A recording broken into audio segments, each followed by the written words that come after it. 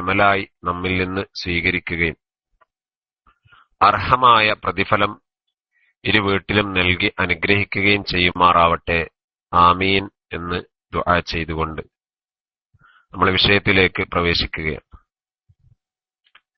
ബഹുമാനപ്പെട്ട വില്യാപ്പള്ളി ഇബ്രാഹിം ഉസ്താദിന്റെ അതിമഹത്തരമായ ഫിഖ് ക്ലാസിന്റെ റെക്കോർഡിലായിരുന്നു നമ്മളൊക്കെ ഇതുവരെ ഉണ്ടായിരുന്നത്. ഉസ്താദ് ഇവിടെ സൂചിപ്പിച്ച വിഷയത്തിലൂടെ തന്നെ നമുക്ക് അങ്ങോട്ടേക്കൊന്ന് പ്രവേശിക്കാം. നമ്മളെ സംബന്ധിച്ചിടത്തോളം ഉസ്താദ് ആദ്യം സൂചിപ്പിച്ച ഒരു വിഷയം, എനിക്കെല്ലാം അറിയാം എന്നുള്ള ഒരു ധാരണയിലേക്ക് നമ്മളെ അറിവ് ചുരുങ്ങിപ്പോയിട്ടുണ്ടോ എന്ന് സംശയിക്കേണ്ട ഒരവസ്ഥയിലാണ് നമ്മളൊക്കെ ഇപ്പോൾ ഉള്ളത്.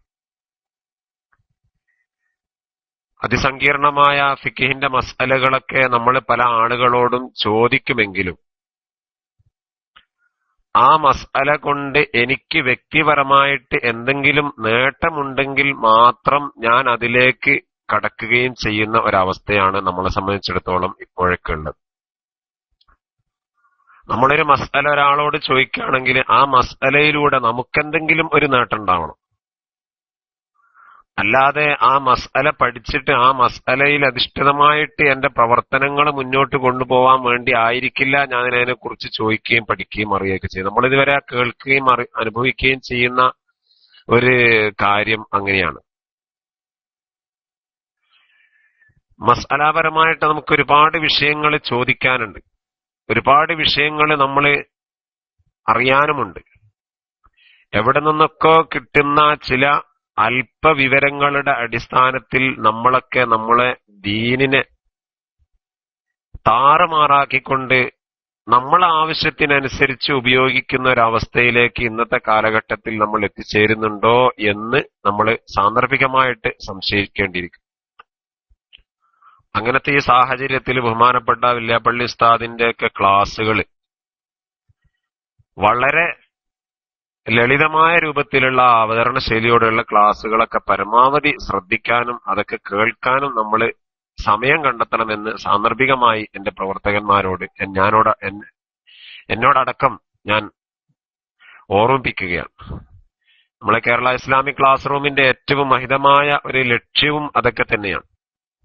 ദീനിയായ പാന്താവിലൂടെ മനുഷ്യനെ ജീവിക്കാനുള്ള ഒരു അവസരം ഉണ്ടാക്കി കൊടുക്കുക എന്നുള്ളതാണ്. ജീവിപ്പിക്കൽ ഒരിക്കലും നമ്മളെ കൊണ്ട് കഴിയുന്നൊരു സാധ്യമല്ല. ജീവിക്കാനുള്ള അവസരം ഉണ്ടാക്കി കൊടുക്കുക, ആ അവസരം ഉപയോഗപ്പെടുത്താനുള്ള വഴികളും പറഞ്ഞു കൊടുക്കുക. അല്ലാഹു സുബ്ഹാനഹു വ തആല ഈ കൂട്ടായ്മയെ ഖിയാമത്ത് നാൾ വരെ നിലനിർത്തുകയും വലിയ ഒരു അമലാക്കിയിട്ട് അല്ലാഹു സുബ്ഹാനഹു വ തആല നമ്മിൽ നിന്ന് സ്വീകരിക്കുകയും ചെയ്യുമാറാവട്ടെ. കഥ പറയുന്ന കഅബാലയത്തില് നമ്മൾ ഇതുവരെ ചർച്ച ചെയ്തുകൊണ്ടിരുന്ന പരിശുദ്ധ കഅബാലയത്തെ കുറിച്ചും അതിന്റെ കഅബാലയത്തിന് ഓരോ സമയങ്ങളിലുണ്ടായ നിർമ്മാണ പ്രവർത്തനങ്ങളും അതേപോലെ പുതുക്കലും മറ്റുമൊക്കെയുള്ള കാര്യങ്ങളെ കുറിച്ച്. അവസാനമായി കഅബാലയം പുതുക്കിപ്പണിത രാജാവിനെ കുറിച്ച് 1273 ഹിജറ വർഷം 1273 സുൽത്താൻ ഉസ്മാൻ ബിൻ അബ്ദുൽ മജീദ് 1040 6 മാസത്തോളം നീണ്ട നിർമ്മാണ പ്രവർത്തനങ്ങളുമായി വലിയ രൂപത്തിൽ ധനം ചെലവഴിച്ചുകൊണ്ട് 16,000-ഓളം പൗണ്ട് ചെലവഴിച്ചിട്ട് അന്നത്തെ കാലഘട്ടത്തിൽ 16,000 പൗണ്ട് എന്ന് പറയുമ്പോൾ 1040 ഹിജറ 1040കളിലാണ്. അതൊക്കെ വലിയ ഒരു സംഖ്യയാണ്. ആ സംഖ്യയൊക്കെ ചെലവഴിച്ചിട്ട് പരിശുദ്ധ കഅബാലയം വളരെ മനോഹരമായി ഉറപ്പുള്ള പിന്നെ എത്ര വലിയ വെള്ളപ്പൊക്കമുണ്ടായാലും മറ്റും ഒന്നും സംഭവിക്കാത്ത രൂപത്തിൽ വളരെ മനോഹരമായി നിർമ്മിക്കുകയും മറ്റുമൊക്കെ ചെയ്തു. ഹിജറ 1040 അവസാനം. അതിനുശേഷം പിന്നീട് നടന്നിട്ടുള്ള പ്രവർത്തനങ്ങളൊക്കെ കഅബാലയ പുനർനിർമ്മാണം എന്ന് പറയാൻ കഴിയില്ലെങ്കിലും അതിന്റെ മോടികൂട്ടലാണ് അതിനുശേഷമൊക്കെ നടന്നിട്ടുള്ളത് എന്നാണ് നമുക്ക് ചരിത്രത്തിൽ നിന്നൊക്കെ മനസ്സിലാവുന്ന വസ്തുത. അപ്പൊ കഅബാലയത്തിന്റെ നിർമ്മാണ പ്രവർത്തനങ്ങളുമായി ബന്ധപ്പെട്ട വിഷയങ്ങൾ ഇതോടുകൂടി നമുക്കിവിടെ അവസാനിപ്പിക്കാം. ഇനി ഇൻഷാ അല്ലാഹ് ഇനിയുള്ള ദിവസങ്ങളിൽ ഞാൻ നിങ്ങളുടെ മുമ്പിൽ സമർപ്പിക്കുന്നത് കഅബാലയത്തിന്റെ ഓരോ സ്ഥലങ്ങൾക്കുമുള്ള പ്രാധാന്യത്തെക്കുറിച്ച് ചെറിയ ഒരു അവബോധം ഉണ്ടാക്കിയെടുക്കുക എന്നുള്ളതാണ്. കഅബാലയത്തിനെ സംബന്ധിച്ചിടത്തോളം വളരെയധികം പ്രാധാന്യമുള്ള ഒരുപാട് സ്ഥലങ്ങളുണ്ട്. ഹജറുൽ അസ്വദ്, മുൽത്തസിം, ഖില്ല, മഖാമു ഇബ്രാഹിം, ഹിജ്ർ ഇസ്മായിൽ, റുക്നുൽ ഇറാഖി, റുക്നുൽ ഷാമി, റുക്നുൽ യമാനി തുടങ്ങിയ കഅബാലയത്തിന്റെ ഓരോ ഭാഗങ്ങളും ഓരോ മൂലകളും. കഅബാലയത്തിനെ സംബന്ധിച്ചിടത്തോളം നമ്മൾ ചരിത്രം അറിയുകയും പറയുകയും ചെയ്യുന്നത് തന്നെ ആ കഅബാലയത്തിന് ഇത്രത്തോളം പ്രാധാന്യമുണ്ട് എന്ന് നമുക്ക് മനസ്സിലാവുകയും അതിനേക്കാൾ ഉപരി കഅബാലയത്തിന്റെ ഓരോ സ്ഥലത്തിനുമുള്ള പ്രാധാന്യങ്ങൾ മനസ്സിലാക്കി അവിടെ ചെന്നുകൊണ്ട് കൂടുതൽ ഇബാദത്തും കൂടുതൽ ദുആകളും നടത്താനുള്ള ഒരു അവസരം ഉണ്ടാക്കിയെടുക്കുക എന്നുള്ളതാണ്. കഅബാലയം നേരത്തെ സൗദി ഭരണാധികാരികളൊക്കെ കഅബാലയത്തിന്റെ അധികാരം ഏറ്റെടുക്കുന്നതിന് മുമ്പായി അടുത്ത കാലം വരെയൊക്കെ ആളുകളെ കൂടുതൽ ഇത്ര തിരക്കുകളും ബുദ്ധിമുട്ടും ഇല്ലാതെ ആവുന്നതിന് മുമ്പ് കഅബാലയം ഒരു വർഷത്തിൽ തന്നെ പല സമയങ്ങളിലായി ആളുകൾക്കൊക്കെ തുറന്നു കൊടുത്തിരുന്നു എന്നാണ് ചരിത്രത്തിൽ കാണപ്പെടുന്നത്. മുഹറം 10 പുരുഷന്മാർക്ക് കഅബാലയം തുറന്നു കൊടുക്കുന്നുണ്ടായിരുന്നു. മുഹറം 11 അന്ന് രാത്രി സ്ത്രീകൾക്കും, റബീഉൽ അവ്വൽ 12 രാത്രിയിൽ വൈകുന്നേര സമയങ്ങളിലും രാത്രികളിലൊക്കെ പുരുഷന്മാർക്കും കഅബാലയം തുറന്നു കൊടുത്തിരുന്നു എന്നാണ്. റബീഉൽ അവ്വൽ 12 കഅബാലയത്തെ അതേപോലെ മക്കയെയും അന്നത്തെ ഭരണാധികാരികൾ വളരെയധികം പ്രാധാന്യത്തോടുകൂടി സ്വീകരിച്ചു വരുന്നു എന്നുള്ളതിന് വലിയ തെളിവുകൾ നമുക്ക് പല സ്ഥലങ്ങളിലും കാണാൻ പറ്റും. ഇപ്പോൾ കഅബാലയത്തിന്റെ അധികാരം അല്ലെങ്കിൽ മക്കയുടെയും മദീനയുടെയും ഒക്കെ അധികാരം കൈയാളുന്ന വഹാബി ചിന്താഗതികൾ ഉൾക്കൊള്ളുന്ന ഇന്നത്തെ ഭരണകൂടം അന്നത്തെ ദിവസത്തിന് വലിയൊരു പ്രാധാന്യം അവിടെ നിന്നും ഇപ്പോൾ കൊടുത്ത് കാണുന്നില്ല. എങ്കിലും പഴയ കാലങ്ങളിലൊക്കെ റബീഉൽ അവ്വൽ 12 വളരെയധികം പ്രാധാന്യത്തോടുകൂടി അവര് ഉൾക്കൊണ്ടിരുന്നു. ഇപ്പോ ചെറിയ മാറ്റങ്ങളൊക്കെ വന്നു തുടങ്ങിയിട്ടുണ്ട്. കഴിഞ്ഞ റബീഉൽ അവ്വൽ 12 ഈ കഴിഞ്ഞ റബീഉൽ അവ്വൽ 12 മദീനയിൽ റസൂലുള്ളാഹിന്റെ ചാരത്തെത്താൻ ഞങ്ങൾക്കൊക്കെ അവസരം ലഭിച്ചിരുന്നു. ആ സമയത്ത് അവിടെ എത്തി നോക്കുമ്പോൾ ഞങ്ങൾക്ക് അനുഭവപ്പെട്ട ഒരു അനുഭൂതി, ഒരു പ്രത്യേകത സാധാരണഗതിയിൽ ഉണ്ടാവാത്ത രൂപത്തിൽ വളരെ ഒരിക്കലും മദീനയെ സംബന്ധിച്ചിടത്തോളം ഉണ്ടാവാത്ത ഒരവസ്ഥയാണ്. ഒരു പ്രത്യേക പുകയൊക്കെ പുകപ്പിച്ചിട്ട് പിന്നെ വളരെ മനോഹരമായി നല്ല, അതായത് പ്രത്യേക ഒരു ഗന്ധം, ഒരു അനുഭൂതി, നല്ല ഒരു എന്താ ആ സമയത്ത് അതിനെ കുറിച്ച് വർണ്ണിക്കേണ്ടത് എനിക്കറിയില്ല. കാരണം അത്രയും വളരെ മനോഹരമായിട്ട് മസ്ജിദ് നബവിയെയും പരിസരത്തെയും വൃത്തിയാക്കുകയും റസൂലുള്ളാഹിന്റെ ഖബർ ഉൾക്കൊള്ളുന്ന ആ സ്ഥലത്ത് ഇവരെ ബുഖൂറുകളൊക്കെ പുകയിപ്പിച്ച് വളരെ നല്ല സുഗന്ധം പൂശിയിട്ട് ജനങ്ങളെ സ്വീകരിക്കാൻ, അല്ലെങ്കിൽ ജനങ്ങളെ മനസ്സിലേക്ക് പ്രത്യേകം ഒരു വിശ്വാസം കടന്നു വരുന്ന, ഒരു സ്നേഹം കടന്നു വരുന്ന രൂപത്തിലുള്ള ഒരു സജ്ജീകരണങ്ങളൊക്കെ അവിടെ തയ്യാർ ചെയ്തിരുന്നു എന്നുള്ളത് ഇപ്പോ അടുത്ത കാലത്ത് കണ്ടുകൊണ്ടിരിക്കുന്ന ചില മാറ്റങ്ങളുടെ. കഴിഞ്ഞ വർഷവും അതുണ്ടായിരുന്നു, ഈ കഴിഞ്ഞ റബീഉൽ അവ്വലിലും അത് അനുഭവിക്കാൻ വേണ്ടി കഴിഞ്ഞു. അപ്പൊ പറഞ്ഞു വരുന്ന റബീഉൽ അവ്വൽ 12 രാത്രിയിൽ കഅബാലയം തുറന്നു കൊടുത്തിരുന്നു. അതേപോലെ പിന്നീട് മുഹറം 20 കഅബാലയം കഴുകാൻ വേണ്ടി തുറക്കാറുണ്ടായിരുന്നു. അതുപോലെ എല്ലാ റജബിലെയും ആദ്യത്തെ വെള്ളിയാഴ്ച പുരുഷന്മാർക്ക് വേണ്ടി കഅബാലയം തുറന്നു കൊടുത്തിരുന്നു. വൈകുന്നേര സമയങ്ങളിൽ ഒന്നുകിൽ അസ്റിന്റെ ശേഷമായിരിക്കും, അല്ലെങ്കിൽ ഇരുട്ടുന്നതിന് മുമ്പായിട്ട് വൈകുന്നേര സമയങ്ങളിൽ സ്ത്രീകൾക്കും കഅബാലയം തുറന്നു കൊടുത്തിരുന്നു എന്നാണ്. അതേപോലെ ശഅബാൻ 15 അന്ന് രാത്രിയിൽ റമളാനിലെ ആദ്യത്തെ വെള്ളിയാഴ്ച പുരുഷന്മാർക്കും അന്ന് വൈകുന്നേരം സ്ത്രീകൾക്കും പരിശുദ്ധ കഅബാലയം തുറന്നു കൊടുക്കുന്ന ഒരവസ്ഥ ഉണ്ടായിരുന്നു.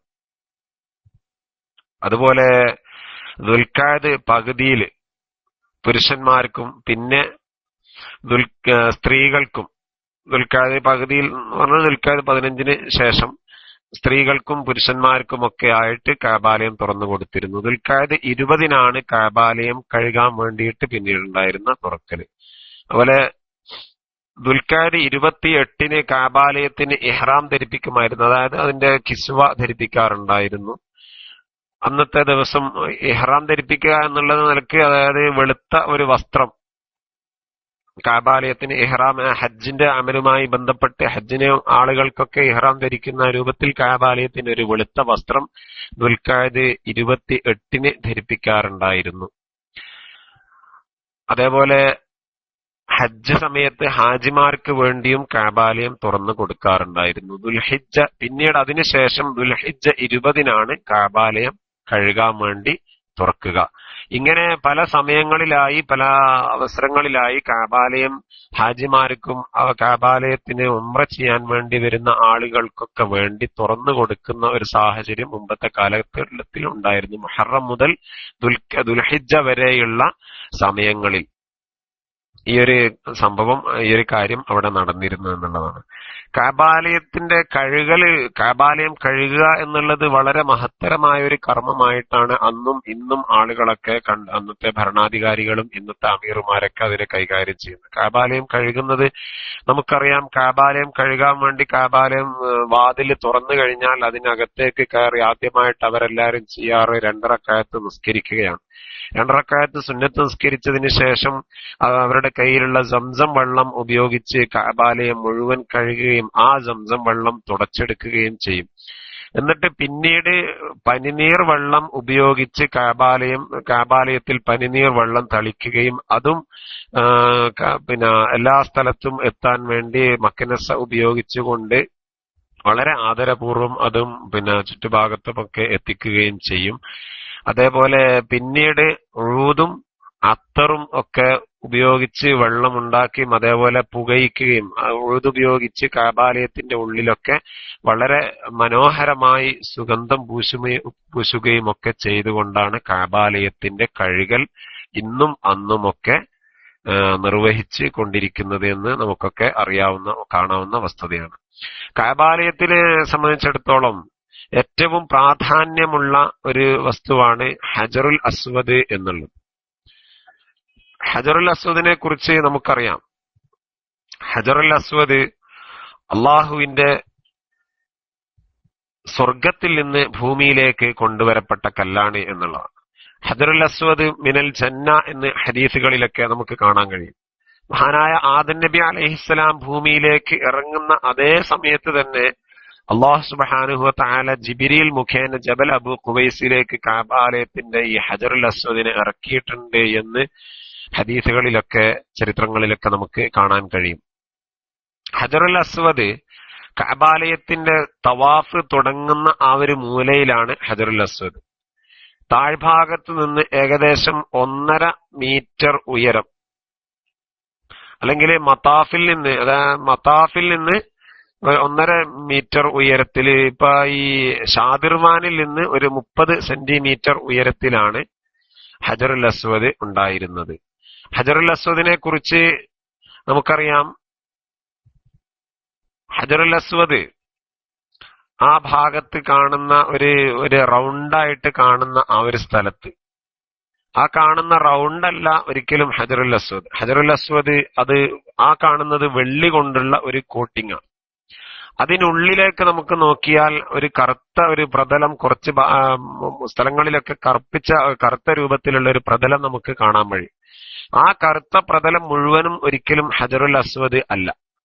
ഹജറുൽ അസ്വദ് എന്ന് പറഞ്ഞാൽ ആ കറുത്ത പ്രതലത്തിനകത്ത് നമുക്ക് കാണാൻ കഴിയും, വളരെ സൂക്ഷ്മമായി നോക്കിയാൽ 8ഓളം ചെറിയ ചെറിയ കഷ്ണങ്ങളാണ് അതിനകത്ത് കാണാൻ കഴിയുന്നത്. ഹജറുൽ അസ്വദ് പൂർണ്ണമായ വലിയ രൂപത്തിലുള്ള ഒരു കല്ലായിരുന്നു.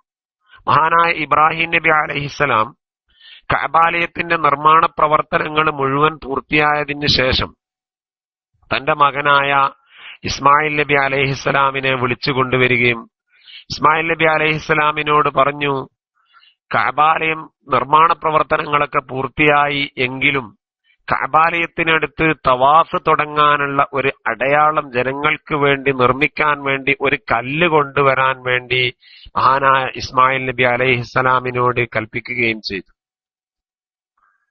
ഫദഹബൽ ഉലാമ യബ്ഗി ഷൈഅൻ, ഇബ്രാഹിം നബി അലൈഹിസ്സലാമിന്റെ മകൻ ഈ കല്ലിനെ അന്വേഷിച്ചുകൊണ്ട് പല ഭാഗത്തും ഓരോ മലകളിലേക്ക് പോവുകയും ആ മലയിൽ നിന്ന് പല രൂപത്തിലുള്ള കല്ലുകൾ ഇബ്രാഹിം നബി ഇസ്മായിൽ നബി അലൈഹിസ്സലാം അദ്ദേഹത്തിന് തോന്നുന്ന ഒരു ഭംഗിയായി അല്ലെങ്കിൽ തവാഫ് ആരംഭിക്കാനുള്ള അടയാളമായിട്ട് തോന്നുന്ന കല്ലുകള് ജബൽ അബൂ ഖുബൈസിൽ നിന്നും, അതേപോലെ ജബലു സഫയിൽ നിന്നും, ജബൽ മർവയിൽ നിന്നും, ജബൽ കഅബയിൽ നിന്നും തുടങ്ങിയ പരിസരത്തുള്ള ജബൽ ഹിന്ദിൽ നിന്നും ഒക്കെ പല കല്ലുകളൊക്കെ കൊണ്ടുവന്നു എങ്കിലും ആ കല്ലുകളൊന്നും ഇബ്രാഹിം നബി അലൈഹിസ്സലാം ഇഷ്ടപ്പെടാതെ അതൊക്കെ തിരിച്ചയക്കുകയാണ് ചെയ്തത്. അങ്ങനെ പിന്നീട് ഇസ്മായിൽ നബി അലൈഹിസ്സലാം അവസാനമായിട്ടൊരു കല്ല് കൊണ്ടുവന്ന് ആ കല്ല് ഇബ്രാഹിം നബിയുടെ അടുത്ത് കൊടുക്കാൻ നോക്കുമ്പോ ഹജറുൽ അസ്വദിന്റെ സ്ഥാനത്ത് ഒരു കല്ല് കാണാൻ കഴിഞ്ഞു. ഫവജദഹു ഖദ് റകബൽ ഹജറുൽ അസ്വദ ഫീ മക്കാനിഹി. ഹജറുൽ അസ്വദ് വളരെ മനോഹരമായ ഒരു കല്ല് അതിന്റെ സ്ഥാനത്ത് ഇബ്രാഹിം നബി അലൈഹിസ്സലാം വെച്ചതായിട്ട് ഇസ്മായിൽ നബി അലൈഹിസ്സലാമിനെ കാണാൻ കഴിഞ്ഞു. ഫഖാല യാ അബതി മൻ അതാക ബിഹാദൽ ഹജർ. ഇസ്മായിൽ നബി അവിടുന്ന് ഇബ്രാഹിം നബിയോട് ചോദിക്കുകയാണ്, പിതാവേ, ആരാണ് ഈ ഹജറുൽ അസ്വദ് ഇവിടെ കൊണ്ടുവന്നത് എന്ന് ചോദിച്ചപ്പോ ഫഖാല അതാനി ബിഹി മല്ലം എത്തക്കിൽ അലാ ബിദാലിക അലയ്യ ബിദാലിക. ഈ ഹജറുൽ അസ്വദ് ആരാണോ എന്റെ അടുത്ത് കൊണ്ടുവരാൻ വേണ്ടി ഏൽപ്പിക്കപ്പെട്ടത് ആ ആളാണ് ഹജറുൽ അസ്വദ് എന്റെ അടുത്ത് എത്തിച്ചു തന്നത്. ജാഅ ബിഹി ജിബ്രീലും മിനസ് സമാഇ ഫഅതമ്മ. ഇത് ജിബ്രീൽ അലൈഹിസ്സലാമാണ് എന്റെ അടുത്ത് കൊണ്ടുവന്നത് എന്ന് മഹാനായ ഇസ്മായിൽ നബി അലൈഹിസ്സലാമിനോട് ഇബ്രാഹിം നബി അലൈഹിസ്സലാം പറയുകയും അങ്ങനെ ഹജറുൽ അസ്വദ് അതിന്റെ വേണ്ട രൂപത്തിൽ, യഥാർത്ഥ രൂപത്തിൽ കഅബാലയത്തിനടുത്തേക്ക് മഹാനായ ഇബ്രാഹിം നബി അലൈഹിസ്സലാം കൊണ്ടുവെക്കുകയും ചെയ്തു. ഹജറുൽ അസ്വദ് സ്വർഗത്തിൽ നിന്നുള്ള കല്ലാണ്. ഹജറുൽ അസ്വദ് സ്വർഗത്തിലുള്ള കല്ലാണ് എന്നുള്ള നിലക്ക് തന്നെ ഹജറുൽ അസ്വദിന് ഒരുപാട് പ്രത്യേകതകളും അതിന് ഹബീബായ റസൂലുള്ളാഹി സ്വല്ലല്ലാഹു അലൈഹി വസല്ലം തങ്ങൾ പറഞ്ഞിട്ടുണ്ട്. ഇമാം തുർമുദിയും അഹ്മദും ഹാക്കിമൊക്കെ റിപ്പോർട്ട് ചെയ്യുന്ന ഒരു ഹദീസിൽ കാണാം, ഇന്നൽ റുക്ന വൽ മഖാമ യാഖൂതാനി മിൻ യവാഖീതിൽ ജന്ന തമസ്സല്ലാഹു നൂറഹുമാ വലം യത്മിസ് നൂറഹുമാ ലഅളാഅത മാ ബൈനൽ മശ്രിഖി വൽ മഗ്രിബി ഇന്ന റുക്ന വൽ മഖാമ.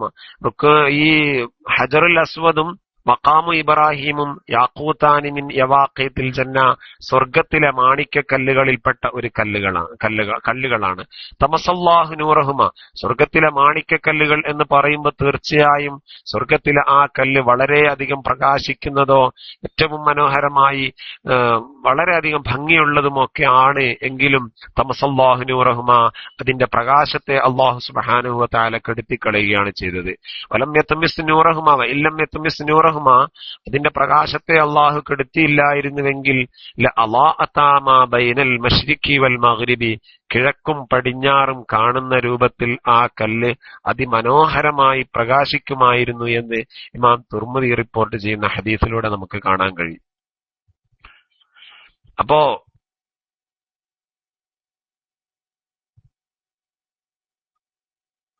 ഹജറുൽ അസ്വദ് സ്വർഗത്തിൽ നിന്ന് കൊണ്ടുവരപ്പെട്ട കല്ലാണ് എന്നുള്ളതിന്റെ ഏറ്റവും വലിയ ഒരു തെളിവാണ് നമ്മളിപ്പോൾ കേട്ടത്.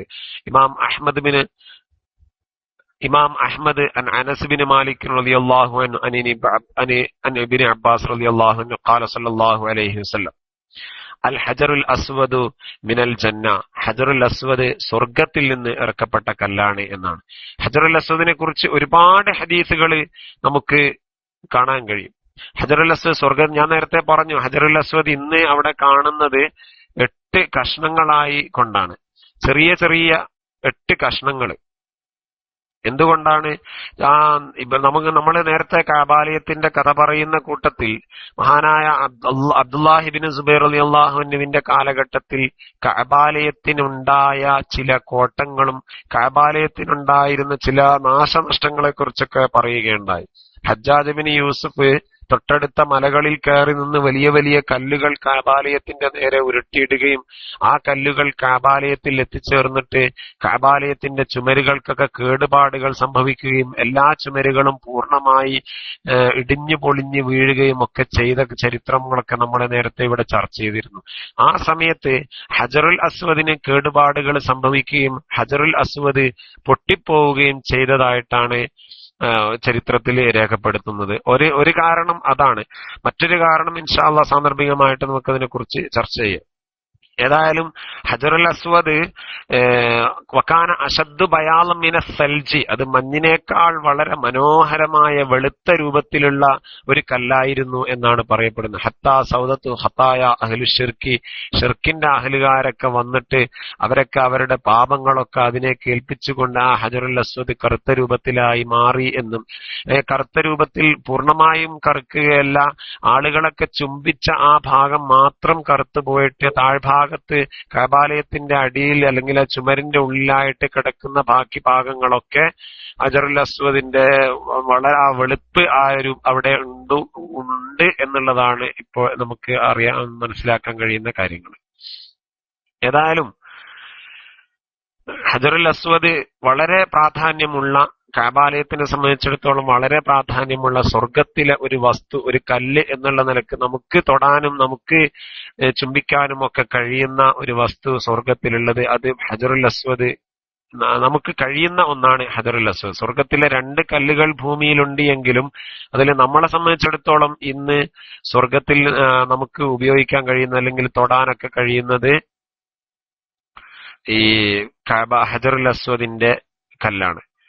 കാരണം നസലൽ ഹജറുൽ അസ്വദു മിനൽ ജന്ന, ഇമാം തുർമുദി റിപ്പോർട്ട് ചെയ്യുന്ന മറ്റൊരു ഹദീസിലുണ്ട് ഹജറുൽ അസ്വദ് സ്വർഗത്തിൽ നിന്ന് ഇറക്കപ്പെട്ട എന്നാണ്. ഖാല സല്ലല്ലാഹു അലൈഹി വസല്ലമ ഫിൽ ഹജരി, ഹജറുൽ അസ്വദിനെ കുറിച്ച് നബി സല്ലല്ലാഹു അലൈഹി വസല്ലമ തങ്ങൾ പറയുന്ന ഒരു ഹദീസുണ്ട്. വല്ലാഹി ലയബ്അസന്നല്ലാഹു യൗമൽ ഖിയാമത്തി ലഹു ഐനാനി യബ്സുറു ബിഹിമാ വലിസാനുൻ യൻതിഖു ബിഹി യശ്ഹദു അലാ മൻ ഇസ്തലമഹു ബിഹഖ്ഖിഹി എന്ന്. ഹജറുൽ അസ്വദ് വല്ലാഹി ലയബ്അസന്നല്ലാഹു യൗമൽ ഖിയാമ, ഹജറുൽ അസ്വദിനെ നാളെ പരലോകത്ത് അല്ലാഹു സുബ്ഹാനഹു വ തആല ഹാജരാക്കും. ലഹു ഐനാനി യബ്സുറു ബിഹിമാ, ലഹു ഐനാനി, ആ ഹജറുൽ അസ്വദിന് 2 കണ്ണുകൾ ഉണ്ടാവും. യബ്സുറു ബിഹിമാ, ആ കണ്ണുകൾ കൊണ്ട് ഹജറുൽ അസ്വദ് കാണും. എന്ത് കാണും? തന്നെ ചുംബിച്ച ആളുകളെ ഹജറുൽ അസ്വദ് കാണും. വലിസാനുൻ, ഹജറുൽ അസ്വദിന് അല്ലാഹു നാവ് കൊടുക്കും. യൻതിഖു ബിഹി, ആ നാവ് കൊണ്ട് ഹജറുൽ അസ്വദ് സംസാരിക്കും. യശ്ഹദു അലാ മൻ ഇസ്തലമഹു ബിഹഖ്ഖിൻ, വേണ്ട രൂപത്തിൽ ബഹുമാനിച്ചുകൊണ്ട് ഹജറുൽ അസ്വദിനെ ചുംബിച്ച ആളുകളെ കുറിച്ച് അള്ളാഹുവിനോട് നാളെ ഹജറുൽ അസ്വദ് സാക്ഷി പറയുമെന്ന് ഹബീബുനാ റസൂലുള്ളാഹി സ്വല്ലല്ലാഹു അലൈഹി വസല്ലം. ഈ വിഷയം തന്നെ സൂചിപ്പിക്കുന്ന മറ്റൊരു ഹദീസിൽ പറയുന്നുണ്ട്, ഹജറുൽ അസ്വദ് ഇന്ന മസഹൽ ഹജറുൽ അസ്വദി വറുക്കുനിൽ യമാനി യഹ്തിയാനിൽ ഖതായ ഖതഅൻ, ഹജറുൽ അസ്വദിനെ ചുംബിക്കുക എന്നുള്ളത് ദോഷങ്ങളെ മായ്ക്കപ്പെടാൻ, ദോഷങ്ങളെ ഇല്ലാതെയാക്കാനുള്ള ഏറ്റവും നല്ല ഒരു കാരണമായിട്ട് മഹാനായ റസൂലുള്ളാഹി സ്വല്ലല്ലാഹു അലൈഹി വസല്ലമ തങ്ങൾ നമ്മളോട് പഠിപ്പിച്ചു തരികയാണ്. വഅന്നഹു യൗമൽ ഖിയാമത്തി യുബഅസു, ഹജറുൽ അസ്വദിനെ നാളെ പരലോകത്ത് ഹാജരാക്കപ്പെടും. വലഹു ഐനാനി, ഹജറുൽ അസ്വദിന് 2 കണ്ണുകൾ ഉണ്ടാവും. വലിസാനുൻ, ഹജറുൽ അസ്വദിന് നാവുണ്ടാവും. യൻതിഖു ബിഇസ്മി മൻ ഇസ്തലമഹു, ഹജറുൽ അസ്വദിനെ ചുംബിച്ച ആളുകളുടെ പേര് വിളിച്ചുകൊണ്ട് അല്ലാഹു സുബ്ഹാനഹു വ തആല, അല്ലാഹു തആലയോട് ഹജറുൽ അസ്വദ് നമുക്ക് വേണ്ടി സാക്ഷി പറയുമെന്ന് മഹാനായ റസൂലുള്ളാഹി സ്വല്ലല്ലാഹു അലൈഹി വസല്ലം. അപ്പോ പറഞ്ഞു വരുന്നത് ഹജറുൽ അസ്വദ് വളരെ ചുംബിക്കുക എന്നുള്ളത് നമ്മളെ സംബന്ധിച്ചിടത്തോളം വളരെയധികം ശ്രേഷ്ഠമുള്ള, വളരെയധികം പ്രാധാന്യമുള്ള ഒരു കാര്യമായിട്ട് നമ്മൾ എടുക്കുകയും ഓരോ ഉംറ യാത്രകളിലും ഹജറുൽ അസ്വദ് ചുംബിക്കാനുള്ള ഒരവസരം സൃഷ്ടിച്ചെടുക്കുകയും ചെയ്യലായിരിക്കണം ഈ ക്ലാസ് കേൾക്കുന്നത് കൊണ്ട് നമ്മൾ ലക്ഷ്യമാക്കേണ്ട ഒരു കാര്യമെന്ന് സാന്ദർഭികമായിട്ട് ഞാൻ എന്റെ ശ്രോതാക്കളോട് സൂചിപ്പിക്കുകയാണ്. അള്ളാഹു നമുക്കൊക്കെ അതിനൊക്കെ തൗഫീഖ് ചെയ്യുമാറാവട്ടെ, ആമീൻ എന്ന് ദുആ ചെയ്യുകയാണ്. ഹജറുൽ അസ്വദ്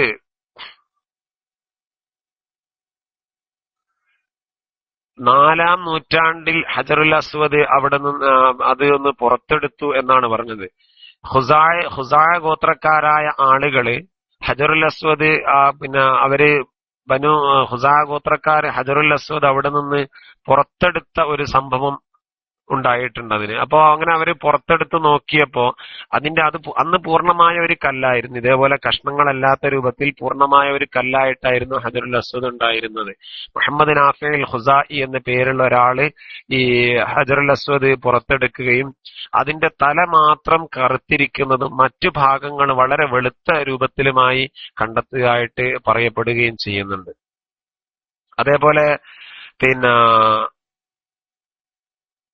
ഹജറുൽ അസ്വദിനെ ആദ്യമായിട്ട് ഇന്ന് കാണുന്ന രൂപത്തിൽ ഹജറുൽ അസ്വദിന്റെ ചുറ്റുഭാഗത്ത് ആദ്യമായി വെള്ളി കൊണ്ട് വലയം ചെയ്തത് ബഹുമാനപ്പെട്ട അബ്ദുല്ലാഹിബ്നു സുബൈർ റളിയല്ലാഹു അൻഹുമായിരുന്നു. സൗദി ഭരണകൂടം വരുന്നതിന് മുമ്പ്, അല്ലെങ്കിൽ സൗദി ഭരണത്തിന്റെ കീഴിൽ ഹജറുൽ അസ്വദ് ആവുന്നതിന് മുമ്പ് അവസാനമായി വെള്ളി കൊണ്ട് വലയം ചെയ്തത് ബഹുമാനപ്പെട്ട മുഹമ്മദ് റഷാദ് ഖാൻ ഹിജറ 1331 ഹിജറ മുഹമ്മദ് റഷാദ് ഖാൻ ആയിരുന്നു. പിന്നീട് സൗദി ഭരണാധികാരി അബ്ദുൽ അസീസ് രാജാവ് ഈ കഅബാലയത്തിന് ഹജറുൽ അസ്വദിനെ ഒന്നുകൂടി മോടി പിടിപ്പിച്ചു. 1375 അവസാനമായി കഅബാലയത്തിന് ഹജറുൽ അസ്വദിനെ സൗദി ഭരണാധികാരി വെള്ളി കൊണ്ട് വലയം ചെയ്തു. അതിന്റെ ഇടയിൽ ഹജറുൽ അസ്വദ് മക്കയിൽ നിന്ന് യമനിലേക്ക് മാറ്റാനുള്ള ഒരു ഒരു നീക്കം നടന്നിരുന്നതായി ഖദീജ ബീവിയുടെ പിതാവായിരുന്ന ഹുവൈലിദ് ഒരു ചരിത്രം രേഖപ്പെടുത്തിയിട്ടുണ്ട്. അങ്ങനെ ആ രൂപത്തില് ഒരു ഹജറുൽ അസ്വദിന് അന്നത്തെ യമനികളായ കുറച്ച് ആളുകൾ വരികയും ഹജറുൽ അസ്വദിനെ അവിടുന്ന് പിഴുതെടുത്ത് കൊണ്ടുപോയിട്ട് മറ്റൊരു സ്ഥലത്തേക്ക് ഒളിപ്പിച്ചു വെക്കുന്ന ഒരു സംഭവവും ഒക്കെ ഉണ്ടായിട്ടുണ്ട്. അതേപോലെ ഹിജറ 317 22 വർഷത്തോളം ഹജറുൽ അസ്വദ് കഅബാലയത്തിൽ ഇല്ലായിരുന്നു എന്നാണ്. അന്നത്തെ ബഹ്റൈൻ രാജാവായിരുന്ന അബൂ താഹിർ ഖുർമുത്തി ഹജ്ജിന്റെ സമയത്ത് കഅബാലയത്തിന്റെ അടുത്തേക്ക് വരികയും കഅബാലയത്തിൽ കയറിയിട്ട് അതിക്രമിച്ചുകൊണ്ട് അവിടെ ഉണ്ടായിരുന്ന ഒരുപാട് ഹാജിമാരായ ആളുകൾ, ഏകദേശം 3000-ഓളം ആളുകളെ എന്നാണ് ചെറിയ രേഖകളിലൊക്കെ കാണുന്നത്. അത്തരം ആളുകളെ വധിക്കുക പോലും ചെയ്തിട്ട്, ഹറമിന്റെ അടുത്ത് യുദ്ധവും മറ്റുമൊന്നും പാടില്ലാത്തതാണ്. പക്ഷെ ഇതുമായി പ്രതിരോധിച്ച കഅബാലയത്തിന്റെ അടുത്ത് എന്ന് മാത്രമല്ല, ഇതുമായി നടന്ന സംഘട്ടനങ്ങളിൽ ഏകദേശം 3000-ഓളം ആളുകൾ കൊല്ലപ്പെട്ടു എന്നാണ് ചരിത്രത്തിലൊക്കെ രേഖകളിലൊക്കെ കാണപ്പെടുന്നത്. ഏതായാലും ഖതീഫിന്റെ പരിസരത്തുള്ള വലിയ ഒരു വീട്ടിലേക്ക് ഈ ഹജറുൽ അസ്വദ് മാറ്റുകയും ഹജറുൽ അസ്വദ് അവിടെ സ്ഥാപിച്ചത് കൊണ്ട് ആ സ്ഥലത്തേക്ക് ആളുകളൊക്കെ പോയി ഹജ്ജ് ചെയ്യണം എന്ന ഒരു നിർബന്ധ ബുദ്ധി, അല്ലെങ്കിൽ ഒരു നിർബന്ധം അവർക്കൊക്കെ അവരുടെ ജനങ്ങളോട് അദ്ദേഹം കാണിക്കുകയും അതിനനുസരിക്കാത്ത ആളുകളെയൊക്കെ അദ്ദേഹം കൊല്ലുകയും മറ്റുമൊക്കെ ചെയ്തിട്ടുണ്ട് എന്ന് ചരിത്രത്തിലൊക്കെ രേഖപ്പെടുത്തുന്നുണ്ട്. ഹിജറ 317 ആ സംഭവം ഉണ്ടായത്. 317-318 കാലഘട്ടങ്ങളിൽ അബൂ താഹിർ ഖുർത്തുഫി അൽ ഖുറൈഫ് അത് തട്ടിക്കൊണ്ടുപോവുകയും അതേപോലെ ഖുതൈഫിന് അടുത്തുള്ള ജഷ് എന്ന ഗ്രാമത്തിൽ ഒരു വലിയ വീട്ടിൽ അത് വെക്കുകയും അവിടെ ചെന്നിട്ട് ഹജ്ജ് ചെയ്യാൻ വേണ്ടി കൽപ്പിക്കുകയും ഒക്കെ ചെയ്തു.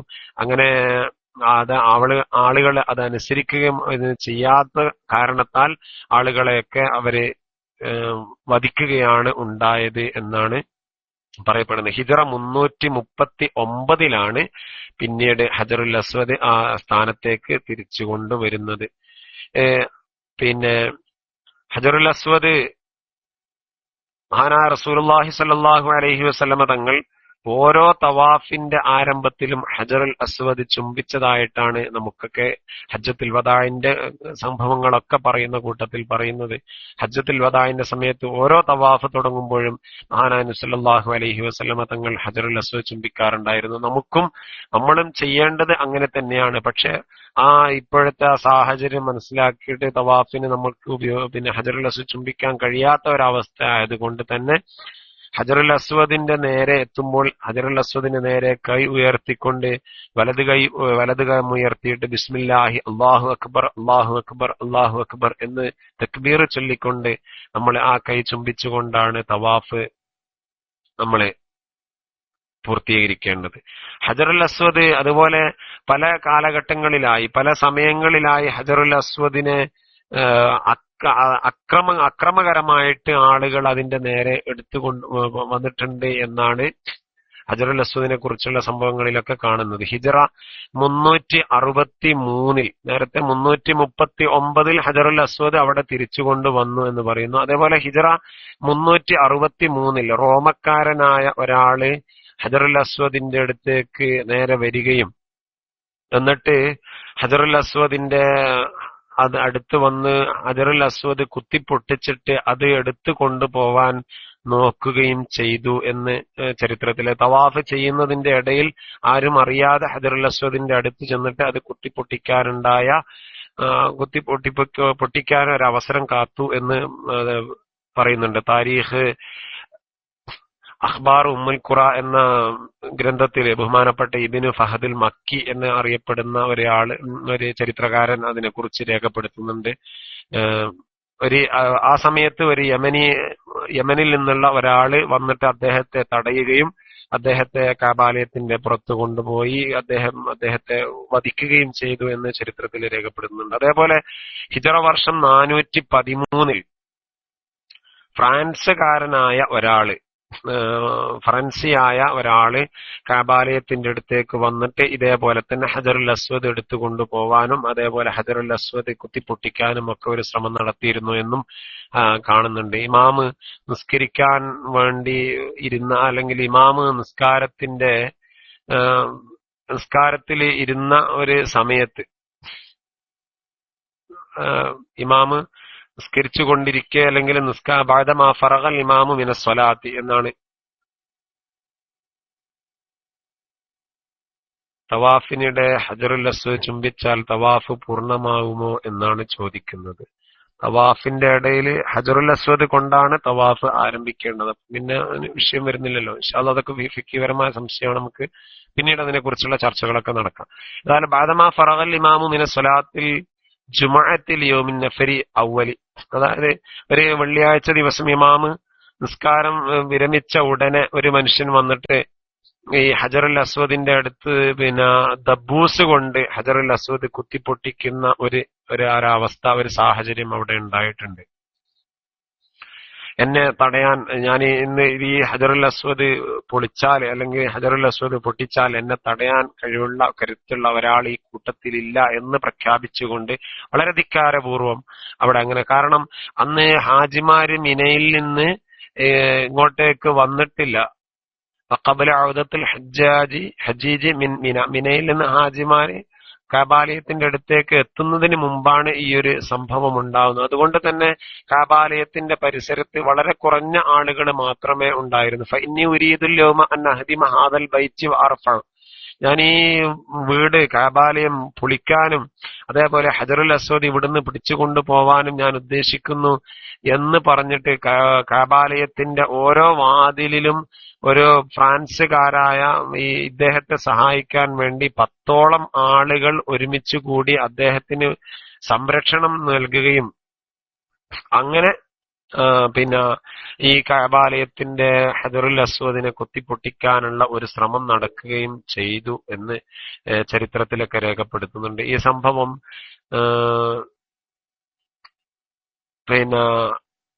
നേരത്തെ നമ്മൾ രേഖപ്പെടുത്തിയ അഖ്ബാർ ഉമ്മുൽ ഖുറ എന്ന ഗ്രന്ഥത്തിൽ ബഹുമാനപ്പെട്ട ഇബ്നു ഫഹദുൽ മക്കി തന്നെ ഈ വിഷയം രേഖപ്പെടുത്തുന്നുണ്ട്. പക്ഷെ 10 ആളുകളോളം ഓരോ വാതിലിനടുത്തും 10 ആളുകൾ, അതായത് നല്ല ഒരു രൂപത്തിൽ വളരെ ആസൂത്രിതമായിട്ട് തന്നെ കഅബാലയത്തിന്റെ അടുത്തേക്ക് വന്നിട്ട് ഹജറുൽ അസ്വദ് എടുത്തു കൊണ്ടുപോവാനുള്ള ഒരു ശ്രമം ഉണ്ടായിരുന്നു എന്ന് ഇതിൽ നിന്നൊക്കെ നമുക്ക് മനസ്സിലാക്കാൻ കഴിയുന്നുണ്ട്.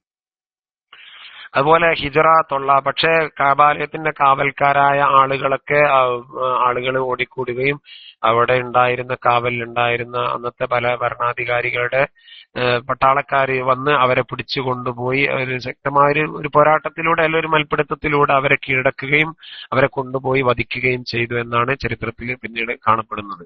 ഹിജറ 990 ഇതേപോലെ ഹജറുൽ അസ്വദിന് നേരെ മറ്റൊരു ആക്രമണവും ഉണ്ടായിട്ടുണ്ട്. ബഹുമാനപ്പെട്ട ഇമാം ഇബ്നു അലാൻ ഫളലുൽ ഹജറുൽ അസ്വദ് എന്ന ഗ്രന്ഥത്തിൽ ഈ വിഷയം സൂചിപ്പിച്ചിട്ടുണ്ട്. ഇറാഖിയായ ഒരാള്, ഒരു അജമിയായ പിന്നെ ഒരു കാട്ടറബിയായ ഒരാള് വന്നിട്ട് പിന്നെ ഈ ഹജറുൽ അസ്വദ് ദാബൂസ് കൊണ്ട് വലിയ മെഴുകൊണ്ടോ മറ്റോ കുത്തിപ്പൊളിക്കാൻ വേണ്ടി ശ്രമിക്കുകയും അദ്ദേഹത്തെ പിന്നെ അദ്ദേഹത്തെ തടഞ്ഞു പിടിച്ചു കൊണ്ടുപോയി അദ്ദേഹത്തെ വധിക്കുകയും ചെയ്തതായിട്ട് മറ്റൊരു സംഭവം ഉണ്ടായിട്ടുണ്ട്. അതേപോലെ ഹിജറ 1351 മുഹറം ഒരു അവസാന കാലഘട്ടത്തിൽ അഫ്ഗാനിയായ ഒരാള്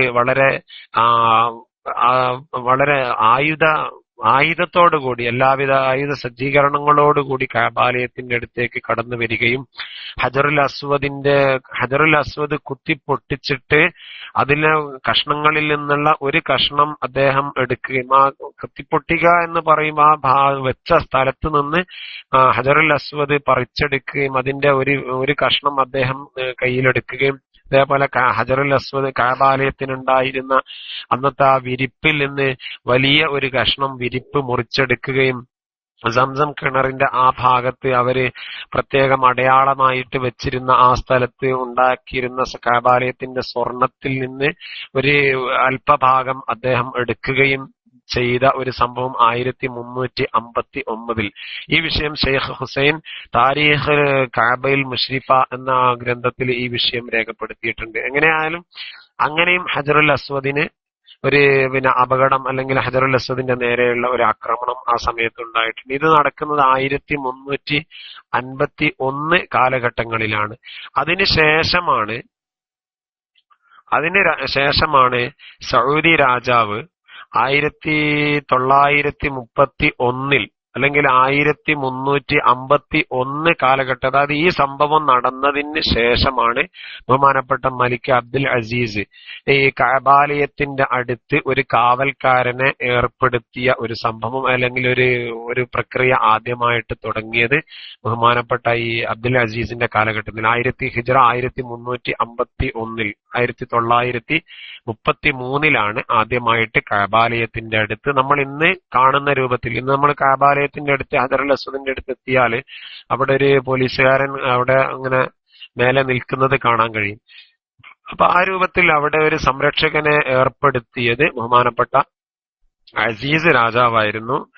ഈ 1351 അഫ്ഗാനിയായ ഒരാള് ഹജറുൽ അസ്വദിന്റെ അടുത്ത് ഈ വളരെ അതിക്രമമായിട്ട് ഈ ഒരു സംഭവമൊക്കെ ഉണ്ടായതിന് ശേഷമാണ് ഈ രൂപത്തിൽ ഒരു കാവൽക്കാരനെ ഏർപ്പെടുത്തിയത് എന്ന് നമുക്കൊക്കെ ചരിത്രത്തിൽ കാണാൻ കഴിയും. അപ്പോൾ പറഞ്ഞു വരുന്നത് ഹജറുൽ അസ്വദിന്റെ ആ ഒരു പ്രാധാന്യം, ഹജറുൽ അസ്വദിനെ കുറിച്ചുള്ള വിവരണങ്ങളാണ് നമ്മൾ ഇവിടെ ഇതുവരെ സംവദിച്ചതും.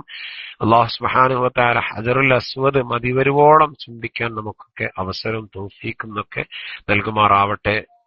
ബഹുമാനപ്പെട്ട ഉമർ റളിയല്ലാഹു അൻഹു ഹജറുൽ അസ്വദിനെ ചുംബിച്ചുകൊണ്ട് ഇങ്ങനെ പറയാറുണ്ടായിരുന്നു എന്നാണ്, അല്ലാഹു ഇന്നി ലഅഅലമു അന്നക ഹജറുൻ മാ തൻഫഉ വലാ യദുറു. ഇതിന് കസീറിലൊക്കെ ഈ വിഷയം സൂചിപ്പിക്കുന്നുണ്ട്. ഇന്നി ലഅഅലമു അന്നക ഹജറുൻ മാ തൻഫഉ വലാ യദുറു. ഒരു ഉപകാരമോ ഉപദ്രവമോ ചെയ്യാൻ പറ്റാത്ത ഒരു കല്ലാണ് നീ എന്ന് എനിക്ക് നന്നായിട്ട് അറിയാം. വലൗലാ അന്നി റഅയ്തു റസൂലുള്ളാഹി സ്വല്ലല്ലാഹു അലൈഹി വസല്ലം യഖ്ബിലുക മാ ഖബ്ബൽതുക. എന്റെ പ്രവാചകൻ മഹാനായ റസൂലുള്ളാഹി സ്വല്ലല്ലാഹു അലൈഹി വസല്ലം തങ്ങൾ ഈ ഹജറുൽ അസ്വദിനെ ചുംബിക്കുന്നത് ഞാൻ കണ്ടില്ലായിരുന്നുവെങ്കിൽ ഞാൻ നിന്നെ ചുംബിക്കുമായിരുന്നില്ല എന്ന് മഹാനായ ഉമർ റളിയല്ലാഹു അൻഹു ഹജറുൽ അസ്വദ് ചുംബിച്ചുകൊണ്ട് പറയാറുണ്ടായിരുന്നു എന്ന് ബഹുമാനപ്പെട്ട ഇബ്നു കസീർ രേഖപ്പെടുത്തുന്നുണ്ട്. പറഞ്ഞു വരുന്നത് ഹജറുൽ അസ്വദ് ചുംബിക്കുക എന്നുള്ളത് ഏറ്റവും പ്രാധാന്യമുള്ള വളരെ പ്രധാനപ്പെട്ട ഒരു കർമ്മമാണ് എന്ന് നമ്മൾ മനസ്സിലാക്കാൻ വേണ്ടിയാണ്. ഹജറുൽ അസ്വദ് ചുംബിക്കാനും ഹജറുൽ അസ്വദിന്റെ അടുത്ത് പോയി നിന്നിട്ട് പരിശുദ്ധ കഅബാലയത്തിന് ആവുന്ന രൂപത്തിൽ ബഹുമാനിക്കാനും ഒക്കെ അല്ലാഹു സുബ്ഹാനഹു വ തആല നമുക്കൊക്കെ തൗഫീഖ് നൽകുമാറാവട്ടെ. ആമീൻ എന്ന് ദുആ ചെയ്യുകയാണ്.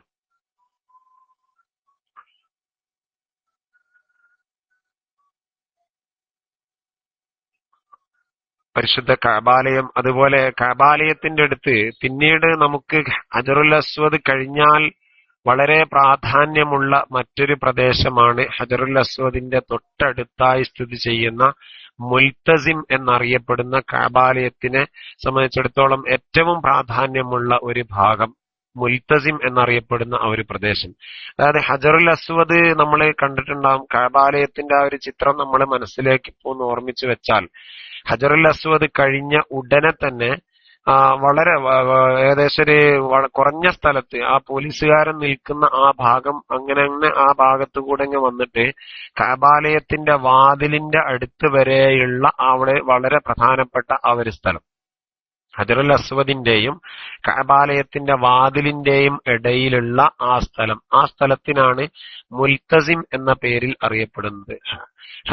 കഅബാലയത്തെ സംബന്ധിച്ചിടത്തോളം മുൽത്തസിം എന്ന് പേര് പറയാൻ ഉള്ള കാരണം തന്നെ ഇൽത്തിസാം എന്ന് പറഞ്ഞാല് ദുആ ചെയ്യുന്ന ആളുകൾ അവരുടെ നെഞ്ഞും മുഖവും കൈകളും കൈമുട്ടും മുൻകൈയും മറ്റും എല്ലാ ഭാഗവും കഅബാലയത്തിലേക്ക് ചേർത്ത് വെച്ചുകൊണ്ട് അള്ളാഹുവിനോട് ദുആ ചെയ്യുന്നത് കൊണ്ടാണ് ഇൽത്തസിം അല്ലെങ്കിൽ ഇൽത്തിസാം എന്ന് പറയുന്നത് തന്നെ ആ ഒരു കാര്യത്തിനാണ്. അതായത് കൈകളൊക്കെ ചേർത്ത് വെച്ചുകൊണ്ട് അള്ളാഹുവിലേക്ക് ദുആ ചെയ്യുക എന്നുള്ളത് കൊണ്ട്. കഅബാലയത്തിനെ സംബന്ധിച്ചിടത്തോളം നമുക്ക് അള്ളാഹുവിനേക്ക് ദുആക്ക് ഇജാബിയത്തുള്ള ഏറ്റവും അടുത്ത ഏറ്റവും പ്രധാനപ്പെട്ട ഒരു സ്ഥലമാണ് ഈ മുൽത്തസിം എന്നറിയപ്പെടുന്നത്. മഹാനായ ആദം നബി അലൈഹിസ്സലാം കഅബാലയത്തിന്റെ മലക്കുകൾ തറ കെട്ടിയിട്ട് ആദം നബി അലൈഹിസ്സലാം ഒരു കുടിൽ കെട്ടിയായിരുന്നു ഇബാദത്ത് ചെയ്തിരുന്നത് എന്ന് നമ്മൾ നേരത്തെ കഅബാലയത്തിന്റെ കഥ പറയുന്ന തുടക്കത്തിൽ നമ്മൾ അതിനെ കുറിച്ച് പറഞ്ഞു. ആദം നബി അലൈഹിസ്സലാം അവിടെ ഇരുന്നു കൊണ്ടായിരുന്നു കഅബാലയത്തിൽ നിന്ന് അള്ളാഹുവിനെ ഇബാദത്ത് ചെയ്തത്. അതായത് ഈ മുൽത്തസിമിന്റെ ഭാഗത്തായിരുന്നു ആദം നബി അലൈഹിസ്സലാം ഇരുന്നിരുന്നത് എന്ന് ചരിത്രത്തിലൊക്കെ കാണപ്പെടുന്നുണ്ട്. അപ്പൊ അവിടെ ഇരുന്ന് ഇബാദത്ത് ചെയ്യുന്ന സമയത്ത് ഹവ്വാ ബീവി ആദം നബിയെ കാണാൻ വേണ്ടി വന്നത്ര മക്കയിലേക്ക്. അപ്പോ ആദം നബി അലൈഹിസ്സലാം ഹവ്വാ ബീവിയെ തടഞ്ഞു നിർത്തിക്കൊണ്ട് ഇങ്ങോട്ട് വരരുത്, ഇവിടെ വന്നിട്ടും എന്നെ ബുദ്ധിമുട്ടുണ്ടാക്കരുത് എന്നുള്ള നിലക്ക് ഹവ്വാ ബീവിയെ തടഞ്ഞത് കൊണ്ടാണ് മക്കയ്ക്ക് അല്ലെങ്കിൽ ആ പരിസരത്തിന് ഹറമ് എന്ന് പേര് കിട്ടിയത് എന്നും ഒരു ചരിത്രരേഖകളിൽ കാണാം. അതുമായി ഒരു ചെറിയൊരു കാരണം മാത്രമാണ്, അങ്ങനെയും പറയപ്പെടുന്നുണ്ട് ചില ഗ്രന്ഥങ്ങളിലൊക്കെ. ഏതായാലും ആദം നബി അലൈഹിസ്സലാം ഇബാദത്ത് ചെയ്യാൻ വേണ്ടി ഇരുന്നിരുന്നത് ഈ മുൽത്തസിമിലായിരുന്നു. മഹാനായ റസൂലുള്ളാഹി സ്വല്ലല്ലാഹു അലൈഹി വസല്ലമ തങ്ങൾ മുൽത്തസിമിൽ പോയി നിന്നിട്ട് അവിടെ തങ്ങളുടെ കവിൾ ഭാഗം ചേർത്ത് വെച്ചുകൊണ്ട് ശരീരത്തിന്റെ മുൻഭാഗങ്ങൾ ചേർത്ത് വെച്ചുകൊണ്ട് പ്രത്യേകം ദുആ ചെയ്യാറുണ്ടായിരുന്നു എന്നും കഅബാലയത്തിന്റെ ഉള്ളിൽ മുൽത്തസിമിന്റെ ഈ ഭാഗത്തായിട്ട് നബിതങ്ങൾ കവിള് ചേർത്ത് വെച്ച സ്ഥലം പ്രത്യേകം അടയാളപ്പെടുത്തുകയും ചെയ്തിട്ടുണ്ട് എന്നുമൊക്കെ ഈ മുൽത്തസിമിനെ കുറിച്ച് പറയുന്ന കൂട്ടത്തിൽ പറയപ്പെടുന്നുണ്ട്. ഏതായാലും വളരെയധികം കഅബാലയത്തിനെ സംബന്ധിച്ചിടത്തോളം പ്രാർത്ഥനയ്ക്ക് ഉത്തരം കിട്ടുന്ന ഏറ്റവും വലിയ ഒരു പ്രാധാന്യമുള്ള ഒരു സ്ഥലമാണ് ഈ പരിശുദ്ധമായ മുൽത്തസിം എന്നുള്ള ഈ ഒരു പ്രദേശം. നമ്മളൊക്കെ സംബന്ധിച്ചിടത്തോളം അവിടെയൊക്കെ പോയാല് നമ്മളിപ്പോഴത്തെ സാഹചര്യത്തിൽ ആ പ്രസന്റിലുള്ള വിവരങ്ങൾ നമ്മളൊന്ന് പറയുകയാണെങ്കിൽ കഅബാലയത്തിനെ സംബന്ധിച്ചിടത്തോളം ഇപ്പോൾ ഉംറയ്ക്കൊക്കെ പോകുന്ന ആളുകള് അവിടേക്ക് എത്തിയാൽ ഏത് സമയത്തും ആളൊഴിയാതെ വളരെ തിരക്ക് പിടിച്ച സ്ഥലമാണ് അവിടേക്ക് ഉള്ളത്.